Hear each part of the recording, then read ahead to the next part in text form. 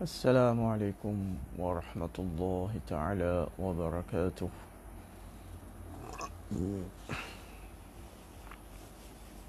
Alhamdulillah, thumma alhamdulillah.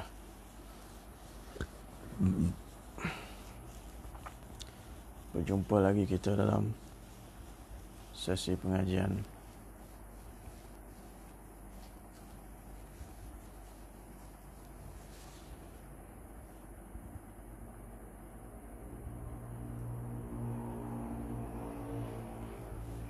penawar bagi hati.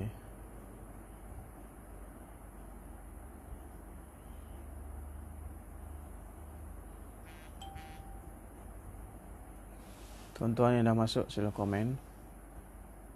Suara jelas ke tidak jelas? Kedengaran suara ke tidak kedengaran? Di tempat tuan-tuan masing-masing. InsyaAllah malam ni kita akan bahaskan bab ikhlas.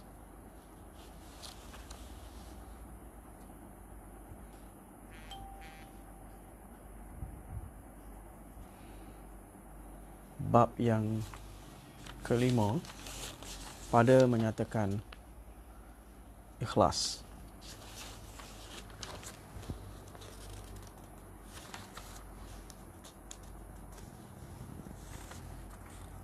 Bab yang keenam pada menyatakan ikhlas, muka surat 83.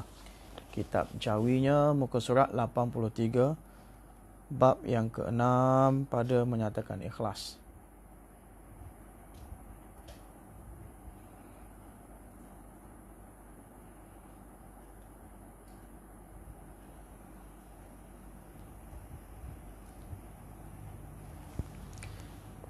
Bismillahirrahmanirrahim. Alhamdulillahi wa kafa. Salamun ala ibadihi alladhina astafa. Ma ba'du fa'udzu billahi minasyaitonir rajim. Bismillahirrahmanirrahim. Wa ma umiru illa liya'budullaha mukhlishina lahuddin. Subhana rabbika rabbil izzati amma yasifun. Wa salamun alal mursalin walhamdulillahi rabbil alamin. Allahumma salli ala sayyidina Muhammadin wa ala آل سيدنا محمد وبارك وسلم.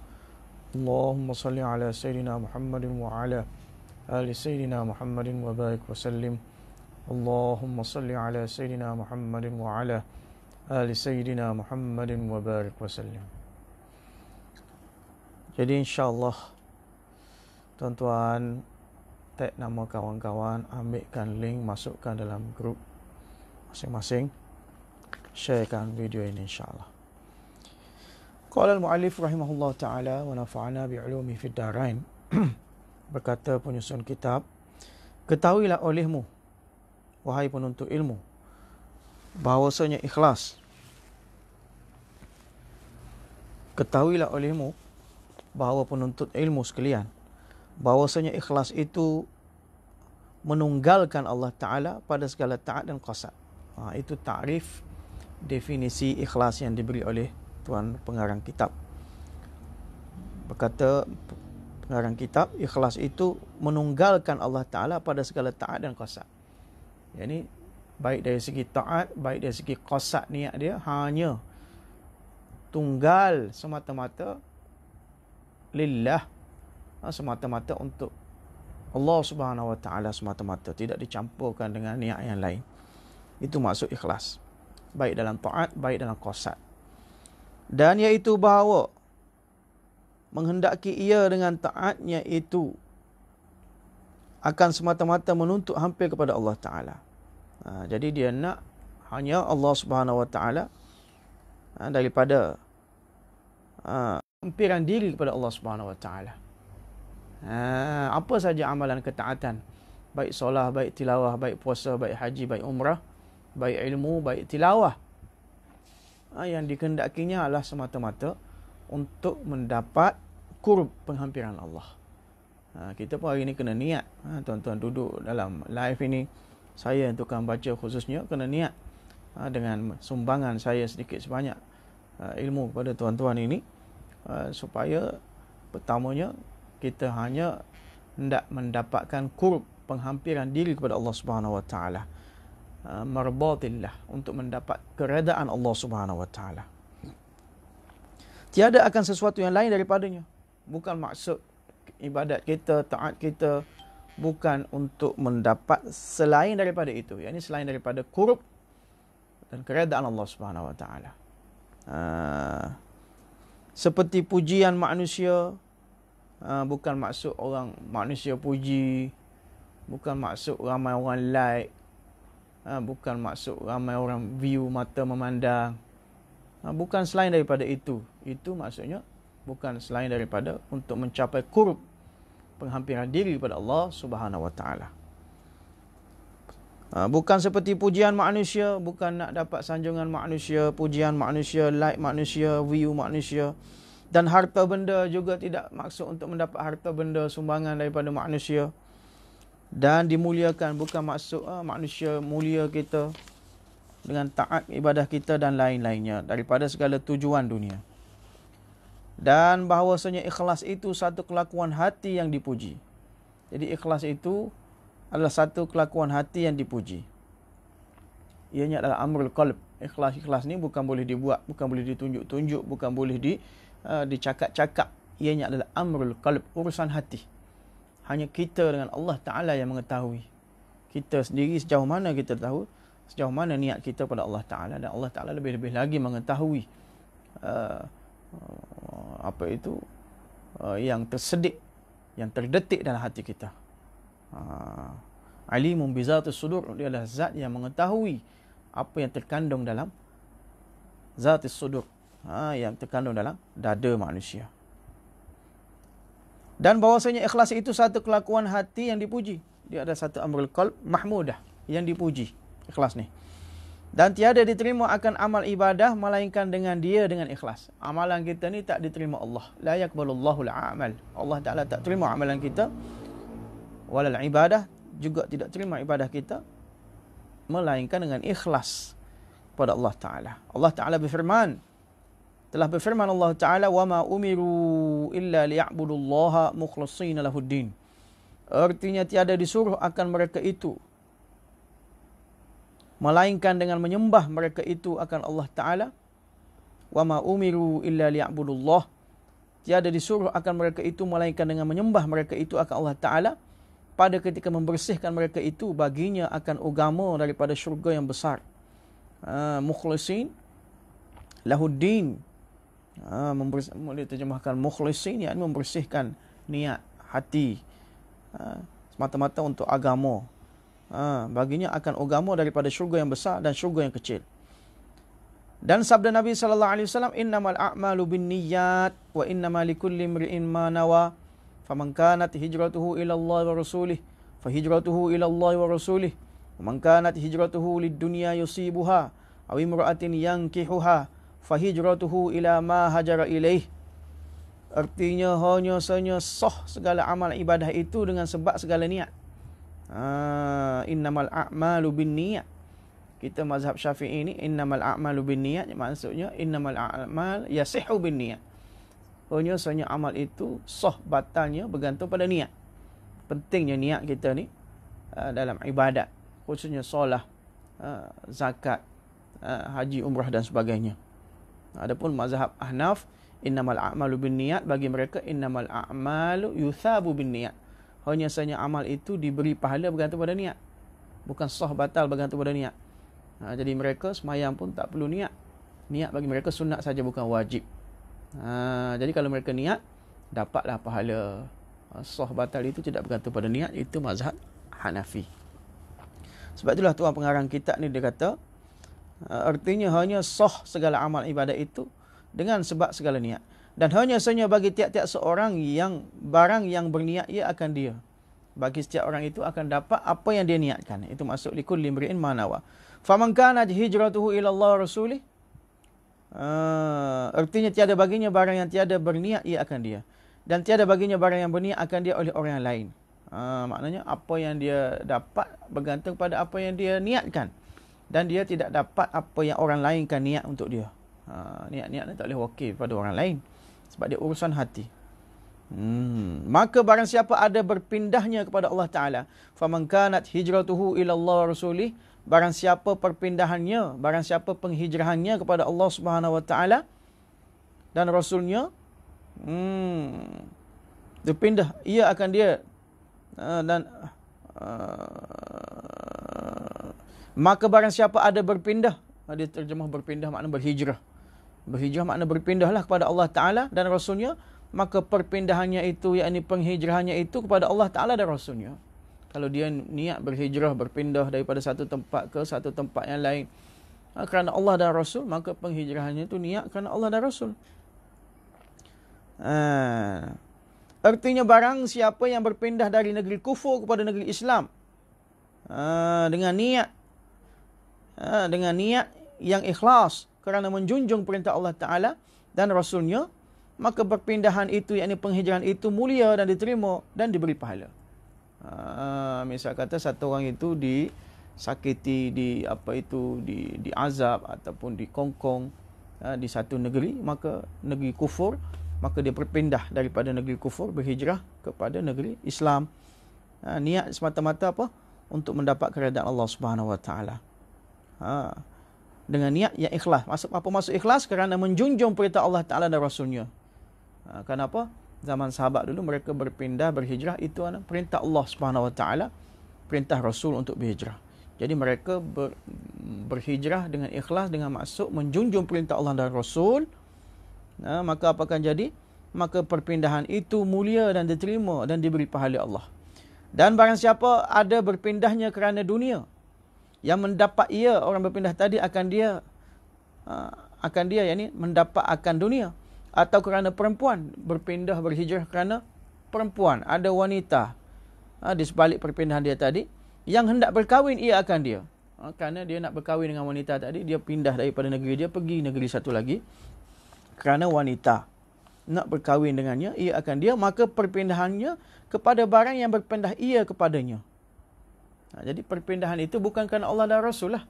Malah perpindahan dan penghijrahan itu terhadap apa yang dia niatkan. Kalau dia niat nak kahwin dengan wanita, maka dia akan dapat perkahwinan itu. Dia tak dapat Allah Rasul. Barang yang berpindah ia kepadanya sangat keji, kerana menzahirkan ia akan berpindah kepada Allah dan Rasulnya, dan menyembunyi ia akan yang menyalahinya. Jadi perpindahan itu sangat keji lah. Nampak ramai-ramai satu kafilah contohnya berpindah daripada satu negeri kepada satu negeri yang lain. Ini konteks dalam zaman sahabat sebenarnya. Sebenarnya ada kisah di sebaliknya. Satu orang sahabat yang mana berhijrah waktu itu, tapi niat dia untuk berkahwin dengan seorang wanita yang bernama Ummu Qais. Dia nak kahwin dengan Ummu Qais. Jadi disebabkan itulah wurudul asbabul wurud bagi hadis ini juga, kata ulama. Sebab turunnya hadis ini ada sebabkan sahabat tadi yang mana niat dia nak berhijrah kerana nak mengahwini Ummul Qais tadi. Jadi dia digelar sebagai Muhajir Ummul Qais. Jadi orang yang berpindah berhijrah, ia kepadanya sangat keji. Sangat keji. Kerana apa? Kerana menzahirkan ia akan berpindah kepada Allah dan Rasulnya. Nampak zahirnya berpindah berhijrah kerana Allah dan Rasul. Manakala dan menyembunyi ia akan yang menyalahinya sekalipun mencari harta dunia dan perempuan. Itu harus pada syarat. Hak zahirnya nampak dia berpindah berhijrah kerana Allah. Tapi dalam hati hak tersembunyinya, dia sebenarnya nak mencari perempuan yang nak dikahwini ataupun nak mencari harta dunia. Jadi perbuatan itu sangat keji lah. Di luar lain, di dalam lain itu keji. Walaupun perbuatan mencari harta itu dan perbuatan mencari perempuan itu adalah perkara yang harus pada syarak. Dan sabda Nabi SAW, al-ikhlasu sirrum min sirri istawda'athu qalba man ahabbathu min ibadi. Artinya bermula ikhlas itu satu rahsia daripada rahsia aku, kata Nabi SAW.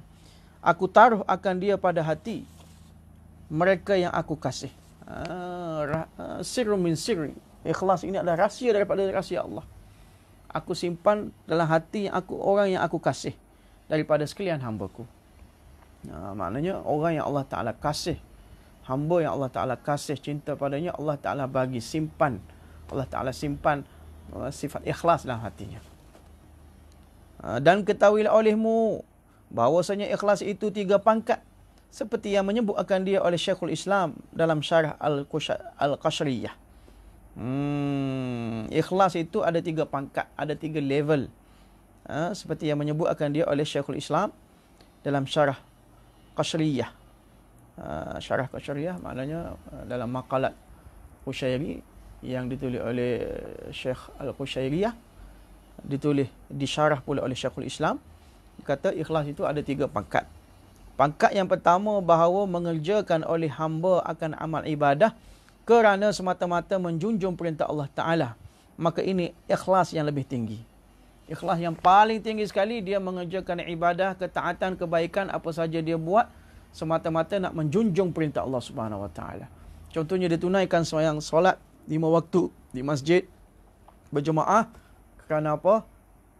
Dia menjunjung perintah Allah Subhanahu Wa Ta'ala. Allah Ta'ala sebut aqimus solah, dirikanlah sembahyang. Maka demi untuk menjunjung perintah Allah Ta'ala, aqimus solah tadi, dia mengerjakan solah tadi, maka perbuatan dia imtithalu awamirillah, menyempurnakan perintah Allah Ta'ala, itulah ikhlas. Itu yang perangkat yang pertama sekali. Maka ini ikhlas yang lebih tinggi. Pangkat yang kedua, ikhlas pula macam mana? Yang ini ikhlas yang pertengahan. Ini tengah tamada. Tengah pertengahan. Iaitu bahawa mengerjakan ia ibadah akan amal ibadah. Mengerjakan ia hamba akan amal ibadah kerana menuntut pahala dan kerana lari daripada siksa. Orang yang kedua, dia amal sembahyang, dia tilawah, dia bayar zakat, apa saja perintah Allah. Kerana apa? Untuk dapat pahala. Dia bangun tahajud untuk dapat pahala. Dia sembahyang jemaah untuk kejar 27 pahala. Maka itu tak salah. Itu pun termasuk dalam ikhlas, tapi ikhlas jenis pertengahan. Ikhlas pertengahan. Dan untuk lari daripada siksa Allah Subhanahu Wa Ta'ala, lari daripada ancaman azab siksa Allah Subhanahu Wa Ta'ala, itu ikhlas jenis kedua, peringkat pertengahan. Pangkat yang ketiga, ikhlas yang lebih rendah. Pangkat ketiga ni lebih rendah daripada kedua dan pertama lah. Ikhlas yang lebih rendah iaitu bahawa mengerjakan ia hamba tadi akan amal ibadah supaya memuliakan Allah Ta'ala akan dia dalam dunia. Niat dia supaya Allah Ta'ala muliakan dia dalam dunia. Muliakan dia dari segi rezeki dia, muliakan dari segi pangkat dia, muliakan dia dari segi anak pinak dan sebagainya. Ini pun ibadah, apa itu ikhlas juga perangkat yang ketiga. Supaya memuliakan Allah Ta'ala akan dia dalam dunia, atau supaya selamat ia daripada kebinasaan dunia. Dia buat amalan dan sebagainya supaya Allah Subhanahu Wa Ta'ala, ibadah dia buat tadi, solat hajat ke, doa-doa harian dia, supaya Allah Ta'ala selamatkan dia daripada wabak COVID khususnya, daripada kebinasaan dunia. Maka pangkat ketiga ni, yang pertama seperti mereka yang membaca surah Al-Waqi'ah, supaya memurahkan Allah Ta'ala akan rezekinya. Tengok ni pangkat ketiga ni. Pangkat ketiga ada 2 kan. Dia kata seperti satu orang yang mahu Allah Ta'ala muliakan diri dia. Contoh Allah Ta'ala mahu muliakan dia di dunia ini adalah seperti mana satu orang yang membaca surah Waqi'ah tiap malam lepas maghrib. Semata-mata supaya Allah Ta'ala murahkan rezeki dia. Allah Subhanahu Wa Ta'ala luaskan rezeki dia, berkat rezeki dia. Itu juga termasuk dalam ikhlas, tapi pangkat yang nombor 3, bukan pangkat nombor 1. Pangkat nombor 3. Akan rezekinya. Yang kedua, yakni contoh yang kedua seperti mereka yang membaca Qul a'udzu birabbin nas, supaya dipelihara akan dia daripada waswas syaitan. Orang yang baca Qul a'udzu birabbin nas, a'udzu bil falaq, orang yang baca bismillahilladzi la yadurru ma'asmihi, supaya tidak terkena penyakit di keluar rumah nanti. Orang yang baca ada amalan-amalan tertentu untuk pelihara diri, doa-doa yang diajar Nabi, untuk pelihara daripada musibah, bencana dan sebagainya. Amalan-amalan yang dilakukan itu adalah semata-mata untuk selamat daripada kebinasaan dunia. Jadi ini apa itu ikhlas pangkat yang ketiga. Bawah pada itu ada lagi tak ikhlas. Maka dia kata, dan barang yang lain daripada 3 pangkat ini, maka tiada ada ia ikhlas. Selain daripada niat 3 niat ni, tak ada ikhlas dah bawah tu. Maka bila tak ada ikhlas, maka amalan kita adalah kerana orang lain, kerana nak dapat pujian, kerana nak dapat sanjungan, kerana nak dapat harta benda dan sebagainya. Allah mahfazna minhu.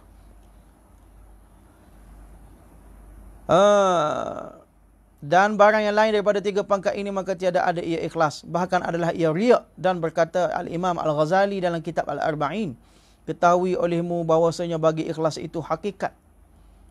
Imam Ghazali kata bagi ikhlas itu ada hakikat dia. Dan asal dan kesempurnaan. Ada hakikat dan asal dan ada kesempurnaan dia. Maka ini 3 rukun. Dia kata ini ada 3 rukun ikhlas. Dan bermula asal niat adalah apa? Asal niat artinya menghendaki akan wajah Allah Ta'ala. Asal niat kita adalah menghendaki wajah Allah. Maksud wajah di sini adalah menghendaki keredaan Allah Subhanahu Wa Ta'ala. Menghendaki wajah Allah, yakni menghendaki zat Allah. Kita mahukan Allah Subhanahu, keredaan Allah, mardatillah.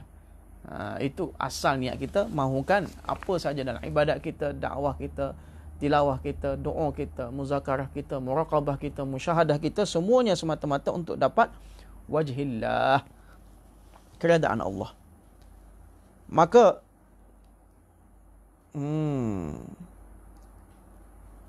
ikhlas itu hakikat dan asal dan kesempurnaannya. Maka ini 3 rukun. Dan bermula asalnya niat, artinya menghendaki akan wajah Allah Ta'ala. Kesabaran padanya ikhlas. Kita sabar dalam membetulkan niat kita, itu ikhlas. Dan bermula hakikat ikhlas itu menafikan campuran daripada niat. Hakikat ikhlas bila mana kita menafikan niat-niat hok bercampur bau duk mari ni, macam-macam niat mari kan. Niat nak suruh orang puji, niat nak suruh orang like, niat nak suruh orang tengok, niat nak suruh orang tu. Bila dia nafikan semua itu, tak, la. Hanya aku mahu ibtigha'i wajhillah, aku mahu hanya mendapat keredaan Allah Subhanahu Wa Ta'ala. Itu dipanggil hakikat ikhlas. Dan bermula kesempurnaannya, yakni kesempurnaan niat, kesempurnaan ikhlas itu, kesempurnaannya benar, yakni sedik. Kesempurnaannya adalah benar, sedik, semata-mata hanya untuk mendapat apa? Dia sidik, dia fokuskan hati dia, dia tawajuhkan hati dia, dia benarkan niat qasad dia hanya semata-mata untuk dapat redha Allah, untuk mendapat qurb, penghampiran kepada Allah, bukan untuk yang selainnya. Dan bahawasanya benar itu baginya 6 pangkat. Benar pula ada 6 pangkat pula, kita sambunglah. Malam ini tak berapa ni sikit. Jadi kita sambung pada pengajian akan datang tentang benar ini pula, ada 6 pangkat pula. Lepas tu habis itu barulah kita masuk bab yang ke-7 pada menyatakan tawakal pula. Masuk tawakal, apa itu tawakal.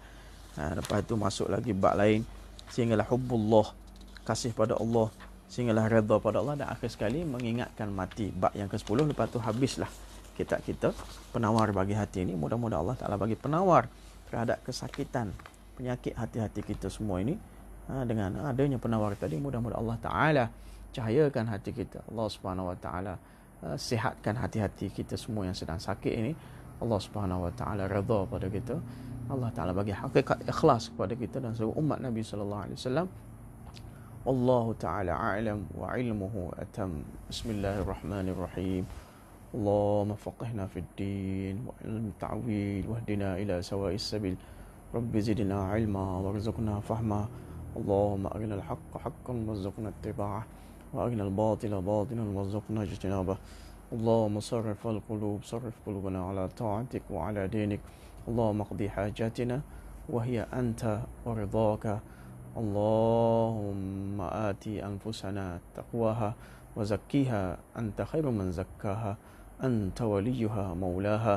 اللهم اختم لنا بحسن الخاتمة ولا تختم علينا يا الله بسوء الخاتمة. ربنا تقبل منا دعاءنا وصلاتنا إنك أنت السميع العليم. تب علينا إنك أنت التواب الرحيم.